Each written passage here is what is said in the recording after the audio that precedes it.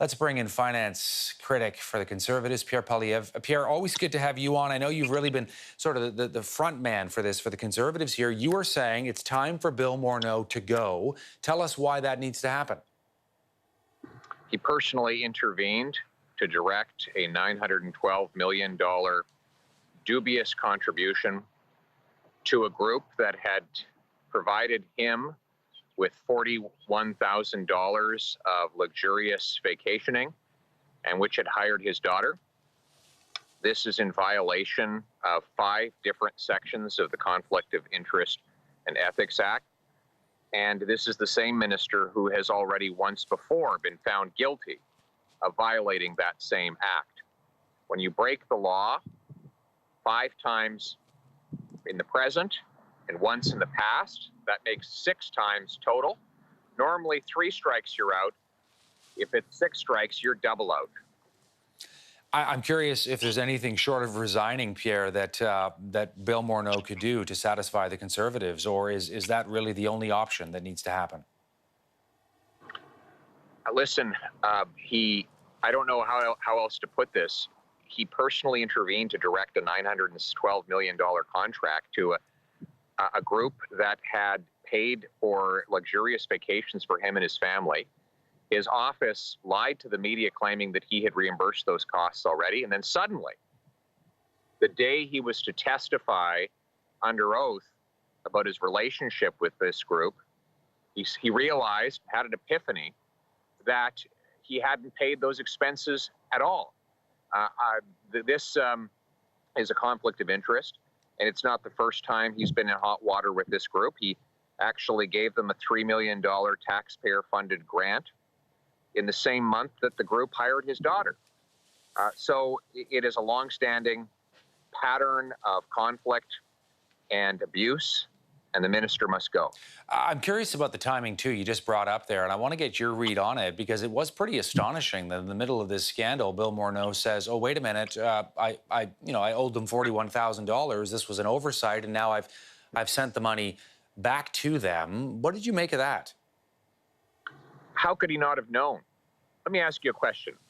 You're in a hotel, you have some room service, maybe a steak and a beer. Bill comes to $41, but it doesn't appear on your hotel bill when you check out the next morning. Wouldn't you notice that they hadn't charged you for $41? Yes, I would. Would you notice if they gave you $41,000 worth of drinks and food and accommodation and other luxuries in a week? Yes, I would. And would you forget to tell anyone about it until you suddenly appeared before a finance committee under oath to testify? I think you would not forget. I don't think anybody could forget having $41,000 of luxuries and accommodations fall from the sky. Who in the world did he think was paying for it all? Okay, let me ask you as well about the Prime Minister, because he has agreed now to testify before the Finance Committee, which is pretty unprecedented. He didn't do that with SNC-Lavalin, and he didn't do that with the Aga Khan's private island. Your reaction to that news? I was the one who invited him, so I'm glad he must come. I'm going to require that he swear an oath, put his hand on the Bible, and promise to tell the truth, the whole truth, and nothing but the truth. This Prime Minister has admitted to personally intervening to help direct this $912 million dubious contribution to a group that had paid his family over $300,000 in so-called speaking fees, and then claimed that he didn't know about any of it. There's no doubt that he violated the Conflict of Interest and Ethics Act. There might also be criminal code violations at play, and that's why we've asked the RCMP to examine it as well. What are you going to be asking him? What do you want to know? How this idea came about.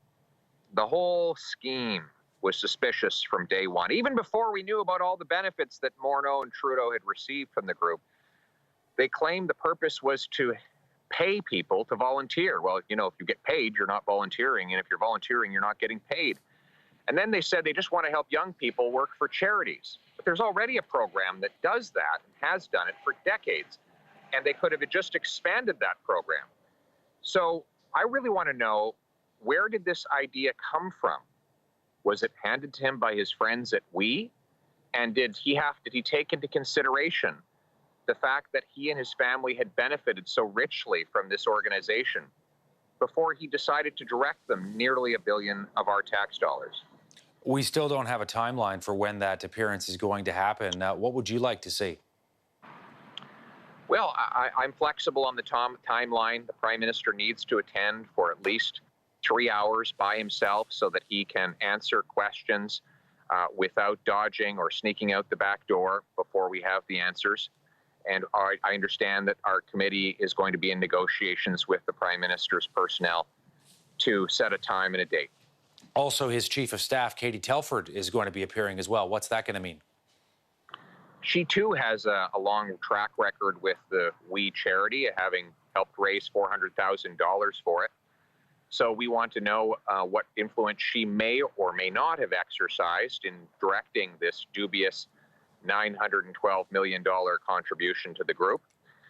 We want her to tell us the decision chain that led to that grant, and we hope that she will help fill in some of the mysterious blanks that remain. You're covering this story, of course, from your end politically very closely. We're following it on CTV every day. For Canadians who are watching it, Pierre, they're reading some headlines, but they don't necessarily, follow it as closely as we might for a number of different reasons. The fact that it's summer and they're busy. What do you want people to know? First of all, it's their money. It's everyday Canadians who paid this $1 billion in taxes that Trudeau tried to dole out. Second of all, the basic facts of the story, and they are these: that Morneau and Trudeau personally intervened to direct this nearly $1 billion contribution to a group that had paid Trudeau's family $300,000 and had hired Bill Morneau's daughter and paid for $41,000 of Morneau's vacations. That's what we know so far, and there's probably more revelations to come. Pierre Poilievre is the Conservatives' finance critic, joining us today from Ottawa. Thank you for taking the time today. Great to have you on the program, as always, Pierre.